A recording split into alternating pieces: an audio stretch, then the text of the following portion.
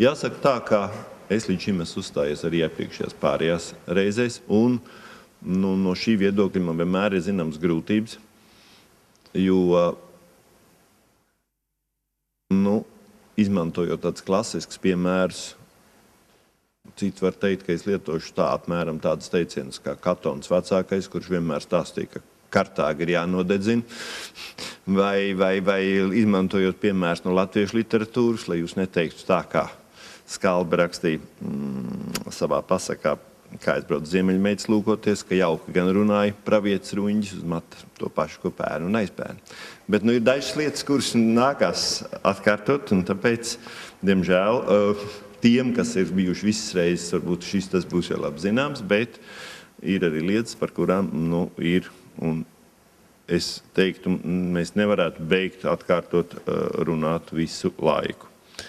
Tātad, Latvijas puses paveiktais ir vienmēr šie jautājumi, kas ir. Pirmkārt, sāksim ar to, ka lūkošanas problēmas vairāk vai mazāk regulāri tiek aplūkots vecāko amatpersonu sanāksmē Eiropas Savienības lietās.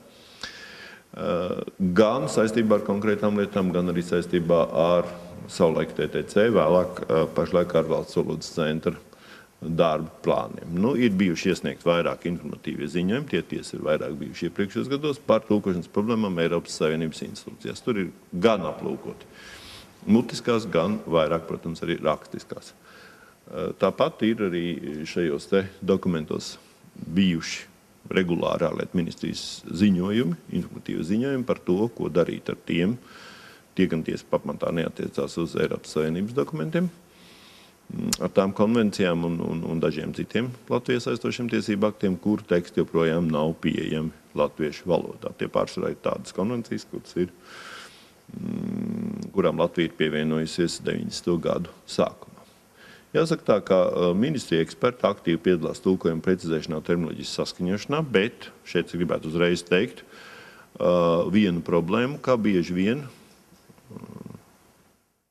tiem ekspertiem nav labu ziņu par to, ko ir darījuši citi ministrija eksperti, un otram kārtām arī mums nevienmēr nāk skaidrs ziņas, skaidrs šie ziņojumi, par ko tad šie eksperti ir vienojušies, teiksim, ar juristiem, lingvistiem vai ar kādās darba grupās. Līdz ar to pašu, diemžēl, jo labāk, teiksim, par spīti tam, ka šis eksperta darbs ir ļoti aktīvs un visnotaļ sekmīgs, bieži vien mēs nevaram pateikt, kā mēs pilnībā izmantojam šo te viņu vienošanos, viņu potenciālu. Dažbrīd tur ir arī problēmas, teiksim, kuru terminu grupu var vai kurām vajadzētu saskaņot un tam līdzīgi. Bijuši ir gadījumi, teiksim, par to, kā Labklājības ministrija saskaņo dažus terminus, kuri pamatā attiecās uz izglītības sfēru. Proti, teiksim, te bija savulaik jautājums, ka veiksmīgi tika saskaņot termini, diemžēl nepārāk precīzi, kas ir skar tādu grūtu sfēru kā informal un unformal education, kur, protams, cilvēkam, kas nav iedziļinājies, vai skatās tikai vienu aspektu, liekas, kad ir ļoti viegli vienoties par risinājumu. Tikoties apskata šo problēmu visā sarežģītībā, tur uzreiz vairs tik vienkārši neliekās. Bet tas tā, diemžēl, ir realitāte, kas parādās. Un jāsaka tā, ka kopš 2006. gada, tolaik TTC, bet pašlaik šis pienākums ir pārgājis uz Valsts valodas centru, koordinē šo konsultāciju sniegšanu Eiropas Savienības iestādēm terminoloģijas jomā un sniedz atzinumus. Nerunāšu tikai par komitoloģiju, jo īstenībā komitoloģija ir tikai viena no procedūrām, kas mums ir svarīga. Vispirms, kāpēc šodien es ierosināju, ka šis būtu svarīgs temats apskatīšanai? Vispirms, te ir vairākas izmaiņas tieši dokumentu apritē un procedūrās Lisabonas līguma ietekmē. Otrkārt, ir svarīgi gan mums kā tulkotājiem, gan visās Eiropas Savienības iestādēs, gan līguma tulkotājiem, gan arī Latvijas iestādēm vismaz virspusēji saprast, kādas ir šīs procedūras, kuru ietvaros mēs strādājam. Lai mēs varētu redzēt, kur pastāv iespējas sadarbībai, par kurām mēs jau esam runājuši un par kurām Baltīnkungs arī teica, ka svarīgi ir atrast to īsto brīdi. Jā, varbūt, ka kaut kur šajā procedūrā būs īstais brīdis, kur mēs varam uzķert kādu sadarbību. Kur varētu būt šie klupšanas akmeņi arī mūsu sadarbībā? Un tāpēc es sāku te skatīties, gan man jāsaka, ka šī prezentācija ir diezgan virspusēja, tāpēc, ka iedziļināties šajās procedūrās ir diezgan sarežģīti, kā jūs redzēsiet tālāk. Taču galvenais šobrīd... Es neprotu... Malā ir? Labi, paldies. Tātad galvenais šobrīd ir, ka Lisabonas līguma ietvaros koplēmuma procedūra, ko jūs varbūt pazīstat kā co-decision, koplēmuma procedūra ir kļuvusi par normu, un komitoloģijas procedūra ir vienkāršota. Labas ziņas, tātad šis mistiskais nosaukums, ko Ivars pieminēja par komitoloģiju, pamazām, viņa vispirms kļūst vienkāršāka un pamazām savā sarežģītajā formā izzūd. Vispirms pievērsīsimies koplēmuma procedūrai. Tātad, tā ir tagad kļuvusi par parastu likumdošanas procedūru. Saucās angliski Ordinary Legislative Procedure. Parlamentam ir tikpat liela ietekme lēmumu pieņemšanā kā padomei. Tas bija liels klupšanas akmens vēsturiski, tātad tā ir liela pārmaiņa, izmaiņa Lisabonas līguma ietveros. Tagad pirmajā lasījumā Eiropas parlamenta atzinums ir kļuvis par nostāju, tātad no opinion uz position, un padome vairs nevar panākt lēmumu pieņemšanu, ja parlaments to nepieņem. Es vēl gribētu ieteikt, prezentācijas beigās man te būs dažas vēres, kur jūs varat atrast noderīgu informāciju, bet gatavojoties uzgāju ārkārtīgi labi sagatavot rokas grāmatu praktiskam darbam ar Eiropas Savienības jautājumiem, kas ir ārlietu ministrijas mājaslapā. To es varu katrā gadījumā ieteikt. Tagad par koplēmu procedūru vēsturiski tā tika izmantota attiecībā uz 2/3 no kopējā Eiropas Savienības tiesību aktu apjoma, un tas bija transports, nodarbinātība, patērētāju aizsardzība, izglītība, sabiedrības veselība, vide un citas jomas.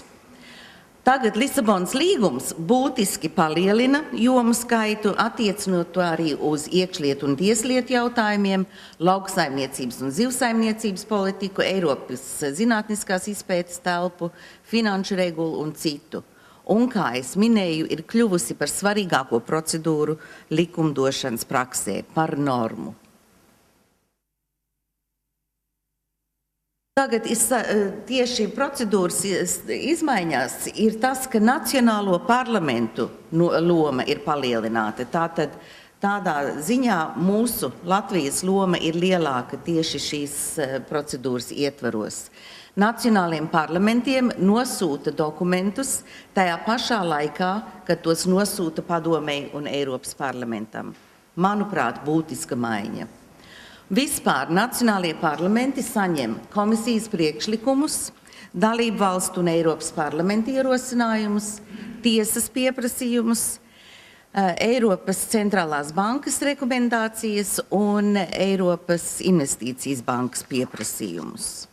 Šobrīd ir tā, ka ir Latvijas kontaktpunkts, kas ir valsts valodas centrs, un Eiropas Savienības kontaktpunkts, kas ir daži cilvēki komisijā. Un mēs šogad esam strādājuši, lai izveidotu šo bultiņu starp abiem kontaktpunktiem. Un šķiet, ka tā šobrīd darbojas, un to mēs esam izdarījuši. Bet nākamā gada galvenais uzdevums būs strādāt pie šīm mazajām bultiņām, kas kontaktpunktā sasaista pārējās iestādes. Tas ir starp Latvijas kontaktpunkta sadarbība ar ministrijām, ar tehnoloģijas komisiju, ar universitātēm un visiem nozaru dalībniekiem. Mums ir ļoti plašs un grūti aptverams loks, bet šis tad būtu mūsu uzdevums, lai mums bultiņas neietu garām kontaktpunktiem, bet lai viss nonāktu datubāzēs un lai šī sistēma tiešām praksē strādātu. Un tieši tāpat Arī mazās bultiņas otrajā pusē, tas ir komisijas kontaktpunkta ciešāka sadarbība ar visām Eiropas Savienības iestādēm. Un tad, ja mums nebūs dažādi apkārtceļi, bet ja mums viss ies cauri kontaktpunktiem vai tiks apspriesta šajā jaunajā publiskajā fórumā, tad visas puses būs pietiekami laicīgi informētas un šī sadarbība tad arī praktiski vislabāk darbosies. Bet tagad par labojumiem. Es stāstīšu tieši par komisijas dokumentu labojumiem. Jo arī pagājušā gada konferences rekomendācijās tika rakstīts, ka šis ir tas jautājums, pie kā mums vēl vairāk jāstrādā. Tas ir informēt par to, kā ir iespējams iesniegt labojumus tiesību aktu un citu dokumentu latviešu valodas versijās. Šeit lūdzu pievērsiet uzmanību, ka katra iestāde labos savus dokumentus un komisija nevar labot padomes dokumentus un otrādi. Tas ir diezgan acīm redzami, taču, ja ir kādas šaubas, ja jūs gribat runāt ar visām Eiropas iestādēm vienlaikus, tad atsaucoties vēl uz rīta prezentāciju, atgādināšu, ka mums ir arī elektroniskā pasta adrese, kura sasniegs visas Eiropas Savienības iestādes kopā. Komisijas dokumentiem standarta procedūra ir tāda, ka dokumenta autors un tulkojuma pasūtītājs ir arī tas, pie kā atrodas šī dokumenta galīgā versija, un kas ir pirmais kontaktpunkts, ar ko jums ir jārunā, tad, ja jūs pamanat kādu labojamu vietu komisijas dokumentos. Tas ir attiecīgais ģenerāldirektorāts. Teiksim, ja lauksaimniecības aktiem tas būs lauksaimniecības ģenerāldirektorāts, ir DG Agri un attiecīgi pārējie nozares ģenerāldirektorāti atkarībā no dokumenta temata. Jūs redzat kaut ko labojamu tiesību aktos, tad šis attiecīgais ģenerāldirektorāts ir pirmā vieta, kur jūs to nosūtat. Tad viņi sazināsies ar mums, ar tulkošanas ģenerāldirektorātu. Mēs šo jautājumu izskatīsim un savu atbildi sagatavoto labojumu vai atkarībā no situācijas, kas nu tas ir, dosim atpakaļ attiecīgajam ģenerāldirektorātam. Taču šeit jānodala divi posmi. Viens ir labojumi pirms publicēšanas, un otrs ir labojumi pēc dokumenta publicēšanas. Un es ļoti gribētu lūgt, lai vairāk tiktu izmantota iespēja iesniegt labojumus pirms publicēšanas oficiālajā vēstnesī. Tas ir tas posms, kad dokuments vēl ir izstrādes procesā, un Latvijas eksperti Latvijas valsts pārvaldē saņem šo dokumentu caur komitejām vai kā citādi ar lūgumu noteiktā termiņā iesniegt savus labojumus vai komentārus.